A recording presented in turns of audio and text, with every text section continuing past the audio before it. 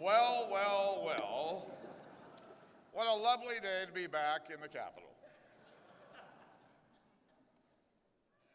I see Madam Speaker took care of me. She put a box of tissues down here just in case, which is, I don't know, we'll see how I do.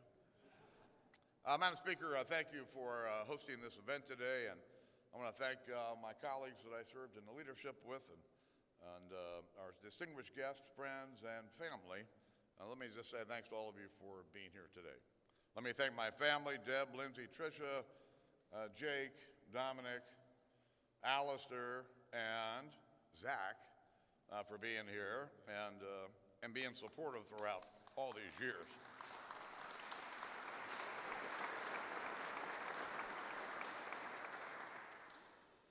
Let me thank R.D. and Joan Dale Hubbard for the generosity that made this portrait a reality, and they can't be here today, but I can't thank them enough. Let me also thank the artist, Ron Shear, who did a great job. Ron's work can be found in places like the National Portrait Gallery. He's done work for some of our nation's top officials, including some of our past presidents. Now, you may be aware that one of our past presidents, my friend, 43, George W. Bush, also painted a portrait of me. For the record, that is a different portrait than this one. And that one won't be hanging in the speaker's lobby, but does hang in our living room in our home in Ohio. And I think Debbie and I want to send our thanks to President Bush and Laura for their wonderful gift of friendship. Let me thank those who are not with us today, and people whom this journey would not have been possible without. My late former Chief of Staff, Paula Nowakowski, and her mother, Tio. My former and first Chief of Staff, Barry Jackson, and his father and late mother, Judy. Two great American families who sacrificed to support me and everything we were trying to achieve. And let me thank my friends and my former colleagues that I've served in this institution with. And whether you're a Republican or Democrat, whether you voted for me or for Speaker or somebody else, it was an honor to serve with you. Let me thank the people of Ohio's 8th Congressional District who sent me to the U.S. House as their representative for some 25 years. You know, I've had a few years now to reflect on my time and what it meant to me to work under this dome. It was the chance to learn from people that I admired, the late Henry Hyde, and a guy named John Dingell. It was a chance to form friendships with people on both sides of the aisle and in both chambers, and many of you are here. But real friendships and close friendships like that of my friends Saxby Chambliss and Richard Burr and Tom Latham.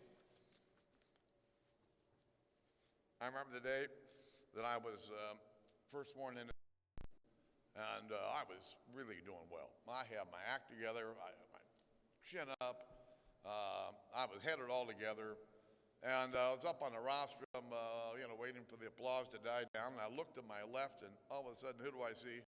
Chambliss, Burr, and Latham, my three best buds. It was over.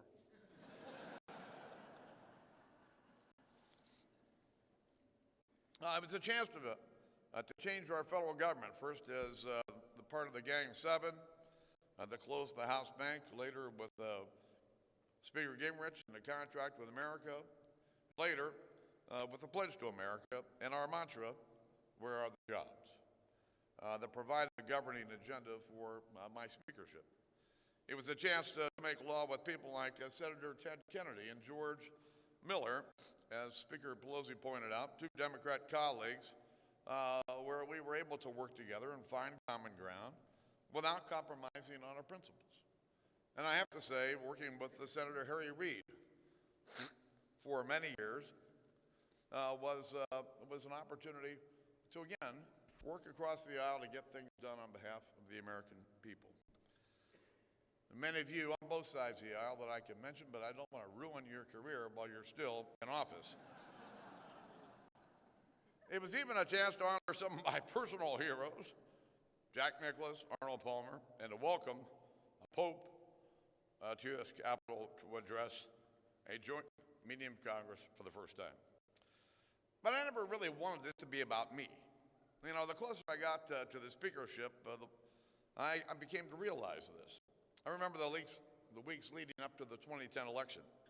Time magazine wanted me to sit and pose for a cover shot. Well, I was honored, but I declined. They had the editor call my staff and plead the case, and I declined again. And finally, they sent a photographer to chase me around Ohio on the weekend before the election in 2010. And finally, I grabbed a candid shot of me and put it on the cover. Frankly, turned out fine. I kind of feel sort of the same way about this portrait today. It's my image that will be on the wall, but it's my hope that when our fellow citizens see this portrait in the speaker's lobby for decades to come, they'll think not about me, but about the things that we stood for during my time here in the Capitol. It doesn't cost anything to be nice. I like to think we were able to disagree without being disagreeable. And I like to think that we tried to do the right things for the right reasons. And I'd like to think that we served with our priorities in line, mindful of our children's future, especially when it comes to the challenge of our nation's debt. Now, sometimes we fall short on these things, but we always tried. And it's important that those serving in office keep trying. Now, I believe in an America in which anybody can be anything they want to be. My life's somewhat proof of that. And I hope that when my portrait hangs in the Capitol, it will not hang as a tribute to me, but to that particular quality of this great country. We call it the American dream. The American dream is alive. It's alive because so many have sacrificed to help keep it alive. And that's what I hope we honor today, and I know I do. So on the bottom of my heart, I want to thank each of you for being here today, for being who you are, and for being here to help me celebrate this great day. God bless you, God bless this great Capitol, and God bless the United States of America. Thank you.